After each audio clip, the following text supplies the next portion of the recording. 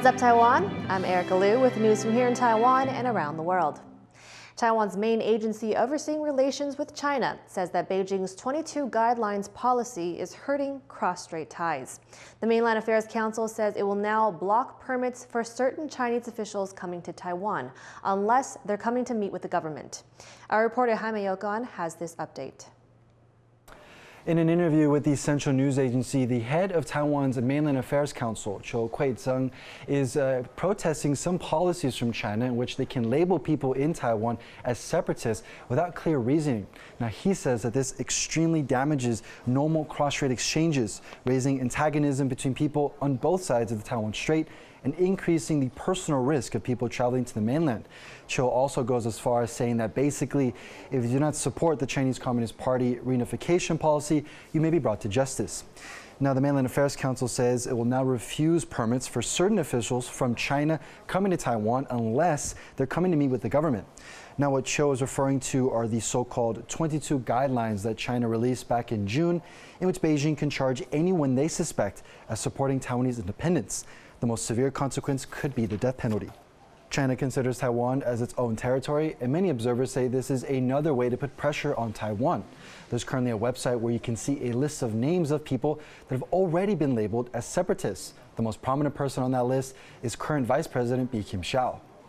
These comments come just a few weeks after the Twin Cities Forum, which was held here in Taiwan, where representatives from both Shanghai and Taipei gathered for talks. Now, most notably, the head of the Shanghai Taiwan's Affairs Office was not admitted to enter, and that decision caused a bit of a stir here in Taiwan, with both major political parties speaking out. 上海台办主任金梅申请来台湾的目的，其实就是要参加双城论坛。陆委会用抗议大陆惩毒22条，并且要求跟金梅会晤。陆委会是用大炮打小鸟，很显然就是无计可施、自嗨式的报复行为。没有道理，他欺负、滥捕我们的台湾人民，我们还让这些背后的主使的一把手可以自由的进出台湾。这对台湾来讲，不仅是不对等、不尊严，更是伤害台湾人民自由旅行的安全。This past year has been a bit of a roller coaster for relations between China and Taiwan, and so now all eyes are going to be on the New Year's speeches that both sides give. There's also the wild card with Donald Trump returning to the presidency and what his leadership could mean for engagement and ties between China and Taiwan. Liang Lian, Fu Hong, and Jaime Ocon in Taipei for TaiwanPlus.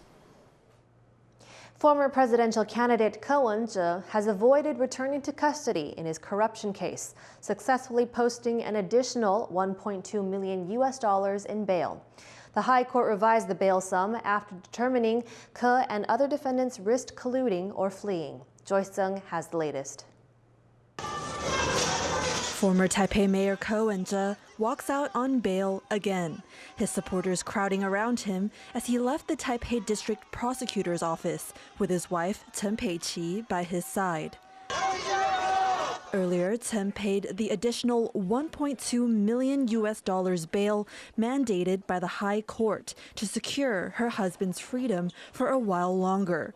Just days ago, the one-time presidential hopeful was released from close to 4 months in custody, indicted for corruption and embezzling political funds from when he was mayor of Taiwan's capital.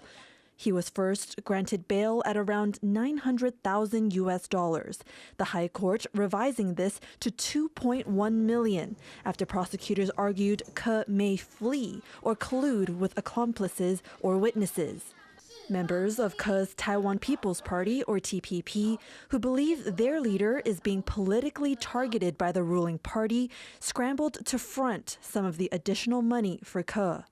先渡过难关，等他有钱再还给我们。我们8个立委，我们8个委员，大家同仇敌忾，就是各自去践行。 The doctor-turned-politician will now be required to wear a tracker during his release and report daily to local authorities by phone. Amid the scandal, Ke has offered to resign as TPP leader, despite founding this third political force that has challenged the country's long-standing two-party system. Back in January, Ke won over a quarter of the presidential vote. Though ultimately losing top office, his party won the role of kingmaker in a legislature with no majority party. Things have changed dramatically since then.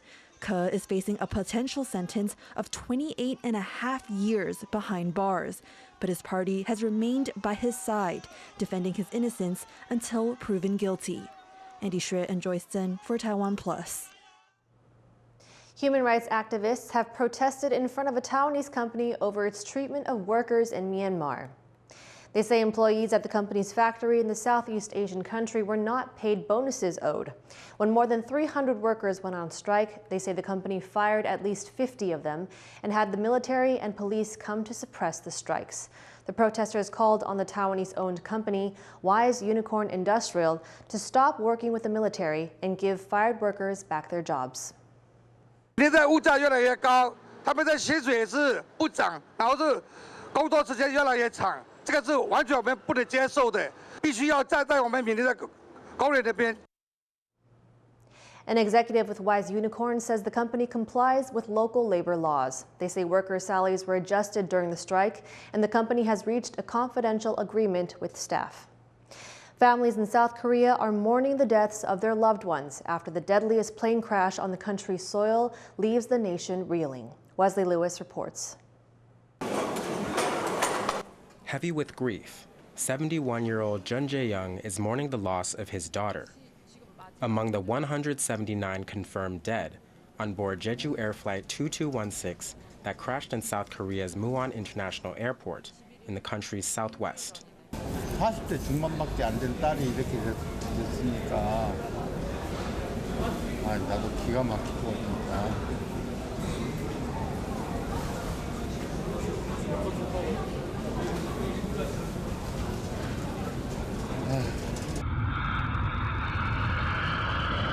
The Boeing 737 jet had traveled from the Thai capital Bangkok. Footage shows the aircraft veering down the runway and crashing into a wall before exploding upon collision. Officials have been investigating the cause of the crash, including landing gear malfunctions and possible bird strikes. The airport is on the path of migratory birds and has the highest rate of bird strikes in the country. 54분에 착륙 허가를 받고 1차 시도를 하다가 57분에 그 조류 이동 조언을 받고서 문제가 생겨서 이제 다시 재상승 복행을 했었습니다. The runway here is also known to be almost a kilometer shorter than most international airports. And ongoing construction to lengthen it has been pointed out a potential obstruction during emergencies. But the Transport Ministry has downplayed this. Out of the 175 passengers and 6 crew on board, only 2 survivors, both crew members, were rescued from the tail of the plane. Jeju Airline executives and government officials have come out to offer condolences to the victims' families. 불의의 사고로 희생되신 분들의 명복을 빌며 유가족분들께 깊은 애도와 위로의 말씀을 드립니다. 국민의 안전과 생명을 책임지는 정부 수반의 대행으로서 이루 말할 수 없는 비통함과 송구한 마음입니다.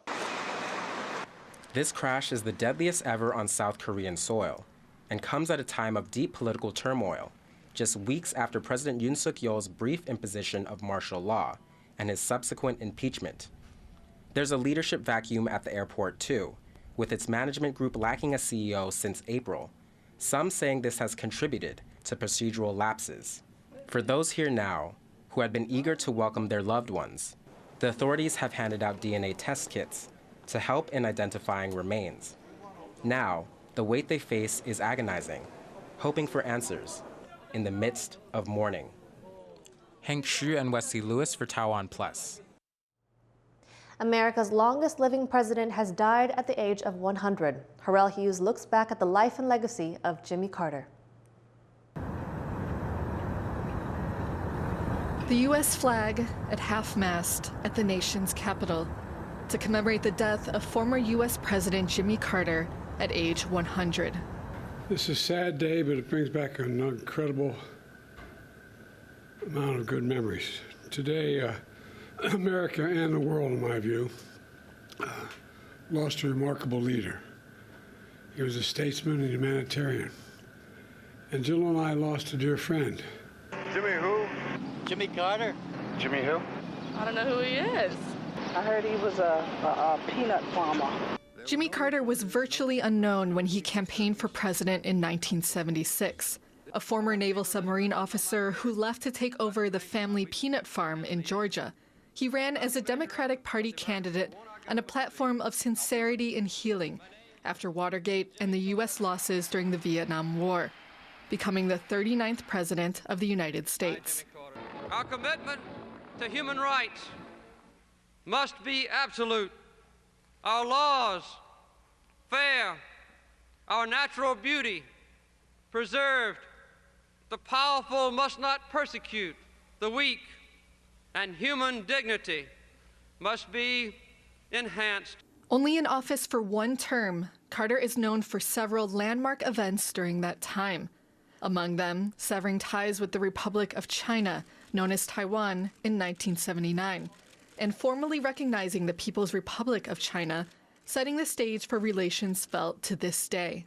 So by the time we come to 1979, there was a broad view among U.S. political circles that there had to be a more normal relationship with the PRC, in part because they were working together in response to the Soviet threat, right? What both Beijing and Washington saw as the Soviet threat.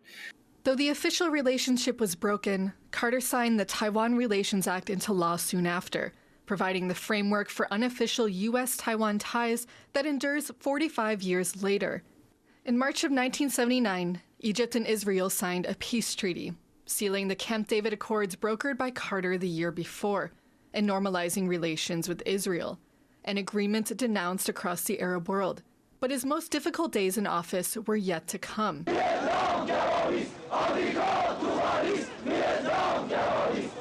In November, Iranian militants took 52 Americans hostage in Tehran, and months later, 8 U.S. servicemen died trying to rescue them. Combined with skyrocketing inflation and an energy crisis back home, re-election became impossible. In 1980, Republican challenger Ronald Reagan asked voters a simple question. Are you better off than you were 4 years ago? Carter lost 46 out of 50 states, leaving office deeply unpopular. But it was his post-White House years that built his lasting legacy. Crediting his lifelong Christian faith, Carter dedicated the rest of his years to humanitarian work. He and his wife Rosalind established a Carter Center to promote peace, democracy, and human rights.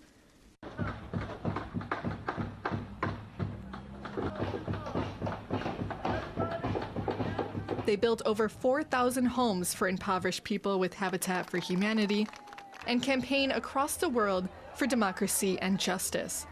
22 years after leaving office, Jimmy Carter was awarded the Nobel Peace Prize, cementing his legacy as a humanitarian and democracy advocate.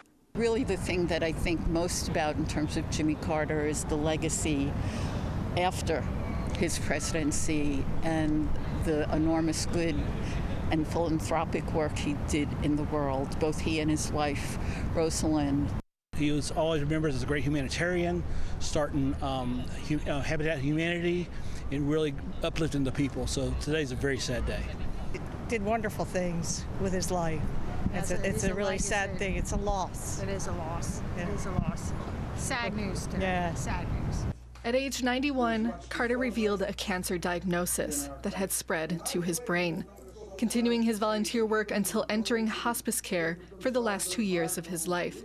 He made a rare public appearance in 2023 when his wife Rosalind, by his side for 77 years and in his words, his equal partner in everything, passed away. Leaving behind 3 generations of descendants, the longest living U.S. president died at his home in Georgia, a global humanitarian at rest in the bosom of the nation he loved. Klein Wang and Harrell Hughes for TaiwanPlus. Thank you for watching What's Up Taiwan.